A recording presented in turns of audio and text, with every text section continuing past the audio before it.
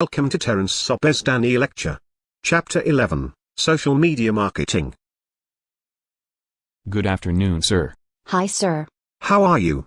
How's your business progress? Fine, sir.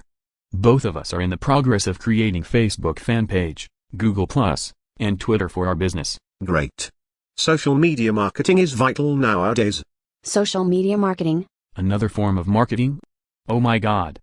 No worry. Examples of social media marketing is Facebook fan page, Google+, and Twitter. Is what you are doing now. Don't be so tension. I believe in social media marketing, because it is available to users 24 hours a day, 7 days a week.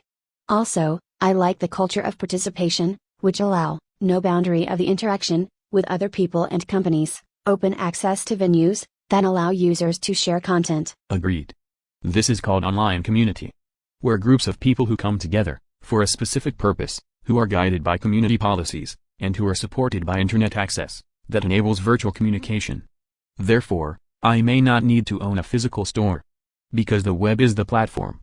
Besides, social media marketing allows user participation, user-generated content, and user-defined content.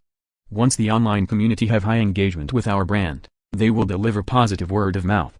I remember sir had mentioned in the previous chapter, word of mouth has the highest level of credibility. Besides these, online community will give us instant feedback, such as rating and review. And this is going to give benefits to us. Because online reviews generate increased sales, by bringing in new customers, especially their friends, and also enhance the trust level of our brand. Furthermore, people who write reviews, tend to shop more frequently, and spend more online than others. Excellent. I have to admit youngsters are more expert in social media marketing. Because it reflects your daily life activities.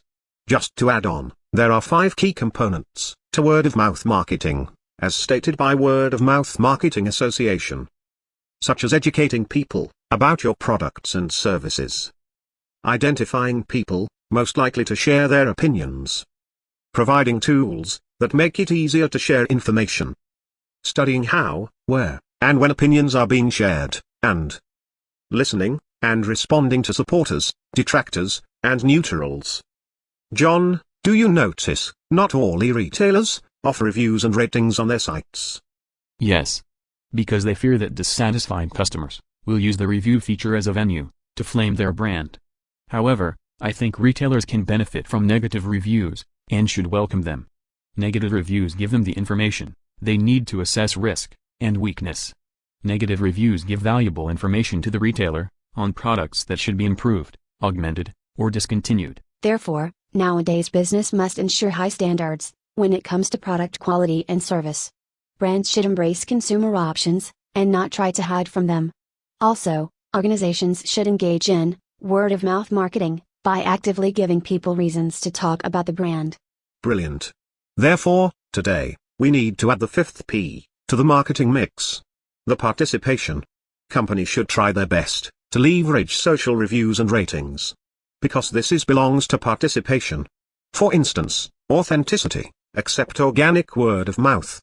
Transparency, acknowledge opinions that were invited, incentivized, or facilitated by the brand. Advocacy, enable consumers to rate the value of opinions offered on the site. Participatory, encourage consumers to contribute posts. Reciprocity, acknowledge the value of the opinions customers offer. Infectiousness, make it easy for users to share reviews on blogs and social networking platforms. Sustainability, online opinions are influential because they live on in perpetuity. Sir, is there any classification of social media marketing? Or different types of category? So that we can have better overview of social media marketing. Good question. We are not going to differentiate in terms of classification. We will call it as the 4 zones of social media channels. 4 zones? Yes, Zone 1, social communities. Channels of social media focusing on relationships and the common activities people participate in with others who share the same interest or identification. Examples are social networking sites, your Facebook, Google+, and Twitter. Message boards, forums, and Wikipedia. Zone 2, social publishing.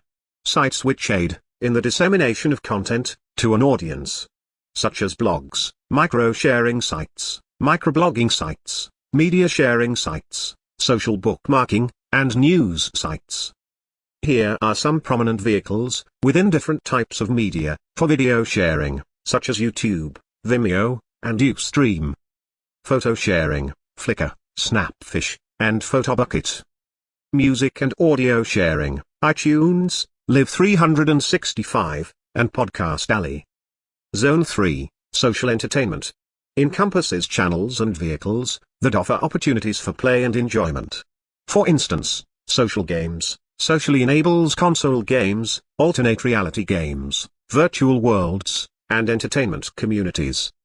Zone 4, social commerce, refers to the use of social media to assist in the online buying and selling of products and services, such as social network-driven sales, Facebook commerce and Twitter commerce, peer-to-peer sales platforms, eBay, Etsy, Amazon. Group buying, Groupon, Living Social. Peer recommendations, Amazon, Yelp, Just Bought. User-curated shopping, The Fancy List, Supply. Participatory commerce, Threadless, Kickstarter, Cut on Your Bias. Social shopping, Motillo, Fascism, Go Try It On. Wow. Now we have better overview of the overall social marketing. I guess we can integrate some of the social media channels, such as social publishing and social commerce, to increase the effectiveness of strategy. Exactly. However, if you want to come out a social media marketing plan, please follow the stages carefully. We know this, sir. We have read the step ourselves last week, while designing our social media marketing. First, conduct a situation analysis, and identify key opportunities. Second, state objectives. Third, gather insight into target audience. Fourth, select social media zones and vehicles. Fifth, create an experience strategy encompassing selected zones. Sixth, establish an activation plan. Lastly, manage and measure. But sir, how do we measure the actual performance of the plan? Good. You guys can measure reach, the number of people exposed to the message. Frequency, the average number of times someone is exposed. Site stickiness, the ability of a site to draw repeat visits, and to keep people on a site. Relative pull, a comparison of how well different creative executions generate a response of creative advertising. Click-throughs, the number of people exposed to an online ad, or link who actually click on it. Sales conversions, the number of people who click through, who go on to purchase the product. View-throughs, the number of people who are exposed, and do not click through, but who later visit the brand's website. Sir, simply counting the quantity of interactions consumers have with our brand does not tell us much about the quality of these touchpoints. We need to know the degree of engagement people feel during and after the interaction, and how these exposures influenced their feelings about the brand. Am I right? You are right, John. Engagement is a complex construct, made up of several individual accomplishments. The engagement food chain illustrates the hierarchy of effects we seek from our target audience, as they reach increasing levels of engagement with our brand. Figure demonstrates how we look for different outcomes, depending upon the consumer's level of engagement with the brand. Sir, I just found out another simple ways of to start measuring. The article show we can focus on, such as based on content consumption, content augmentation, content sharing, content loyalty, content conversations, and content engagement. Is it correct? Yes, Amanda, there are many ways to evaluate and measure the performance of social media marketing. It is all dependent on your company. As long as the measurement method will provide meaningful input for future improvement, should be fine. Alright, sir. Thanks for your time. Shall we go for lunch together? Thanks for inviting me, Amanda. Unfortunately, I have another appointment after this. Okay, see you in lecture. Good.